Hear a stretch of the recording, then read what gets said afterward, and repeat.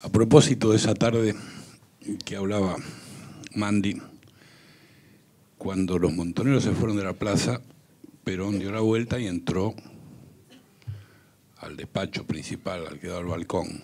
Ahí estaba Rucci. Rucci contó esto en México. Esto que voy a contar ahora lo contó en México, se lo contó a Carlos Sábalo, que era uno de sus principales asesores, un economista que me lo contó a mí.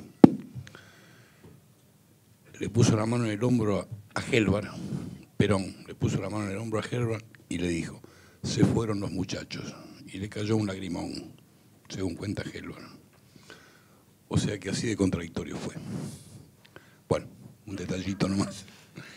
Bueno, ahora los dejo nada menos que a la escucha de Isidoro Gilbert, a quien no voy a presentar por segunda vez porque todo el mundo sabe quién es. Buenas noches. Perdóneme, estoy un poco afónico, ¿no?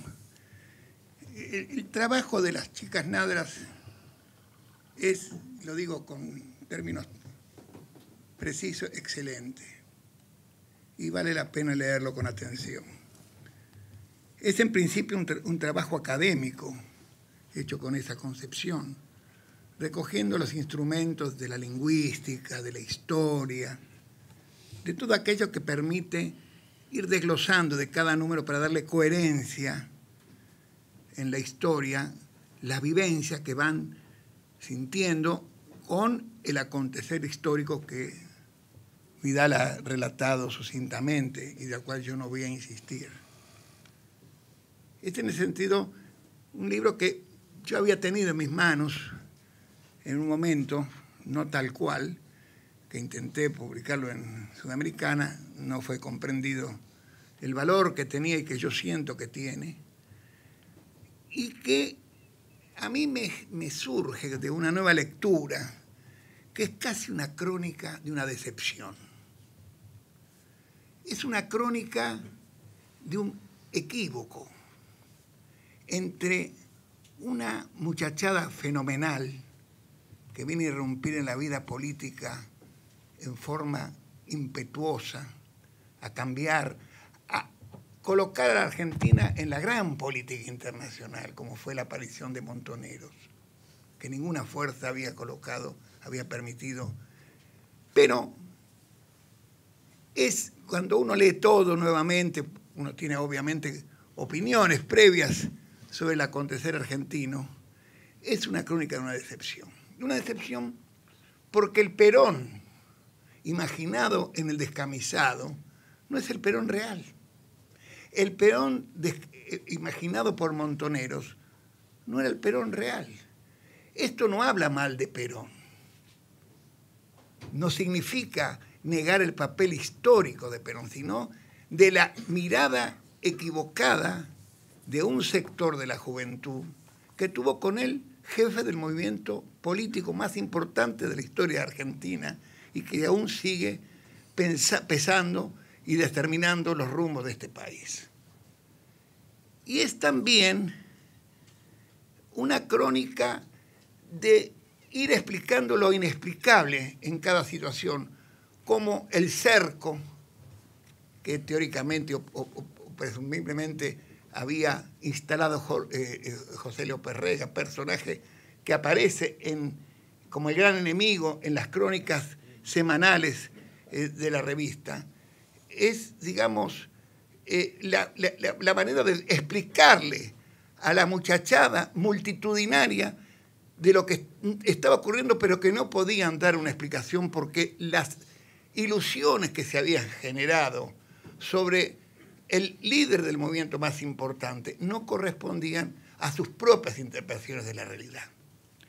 En ese sentido, digamos, el sector o el movimiento Montoneros, que después estuvo sumido en numerosas contradicciones, hizo numerosas lecturas equivocadas, a mi juicio, y que en la lectura que aparece en este trabajo de las chicas nadras, aparece muy claramente cuando se ve en la distancia cómo se fue observando cada momento y cómo la historia demostró que no eran miradas realistas y que correspondían a la verdad del momento. Uno de los equívocos también fue, digamos,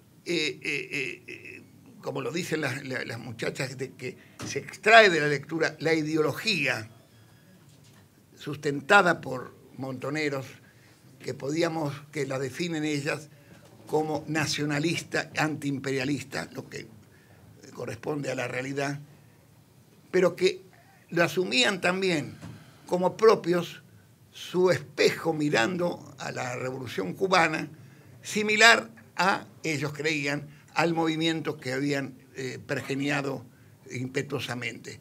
Y no correspondía tampoco a la realidad, porque Cuba en ese momento estaba adherida fuertemente a la política internacional de la Unión Soviética, definición que quedó muy plasmada, muy concretada, si se quiere, después de momentos, digamos, de contradicciones, cuando los acontecimientos de Praga, donde Cuba adhiere a la intervención militar soviética sobre los sucesos en el país centroeuropeo. En ese sentido, digamos, la mirada de las hermanas Nada sobre cada cuestión que ahí se va planteando en un momento determinado, va mostrando, cuando si se quiere cotejar con la historia de esos años, como ha relatado Mandy, cómo era una mirada que no correspondía totalmente a la realidad. Pero, vuelvo a insistir, la frustración de los Montoneros, que tiene después en ese acontecimiento tan claro del 1 de mayo del 74, esa ruptura, digamos, dramática, viene a poner en claridad lo que estaba de una u otra manera ya señalado por la historia de los propósitos transformadores que tenía Perón, renovadores pero no revolucionarios, que hacían de esta contradicción una imposibilidad de síntesis con la concepción que tenía este movimiento.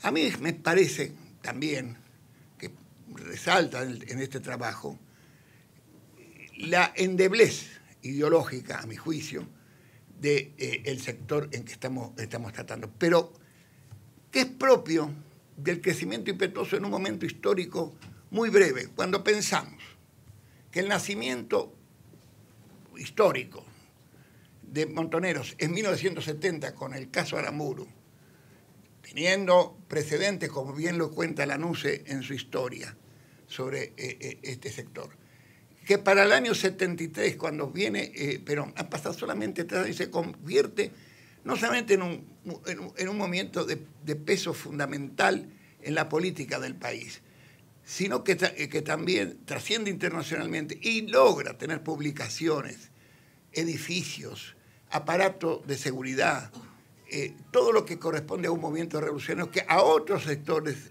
no solamente en la Argentina, sino en el mundo, le había costado décadas en la formación. En ese sentido, tanto Montoneros como Lerch merecen también ser analizados como un fenómeno que en tan poco tiempo pudo tener sus virtudes y también sus defectos en cuanto a la posibilidad de incidir de otra manera en la vida política del país.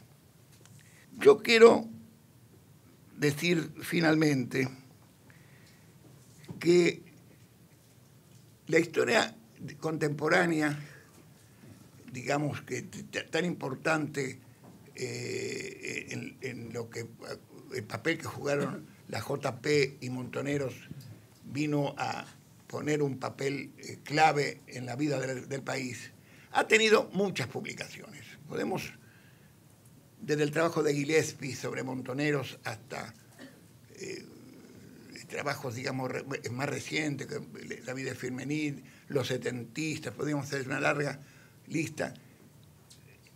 Pocos han indagado realmente en la ideología real que tenía este gran movimiento político. En este sentido, la lectura atenta de la disgregación que han hecho las hermanas Nadra, de la lectura de Escamisado, permite tener con mayor claridad los conceptos que este movimiento tenía en los acontecimientos políticos y sociales del momento. En ese sentido, vuelvo a insistir, este trabajo ayuda al mejor entendimiento de de lo que ha acontecido en la Argentina y merece ser leído y difundido. Muchas gracias.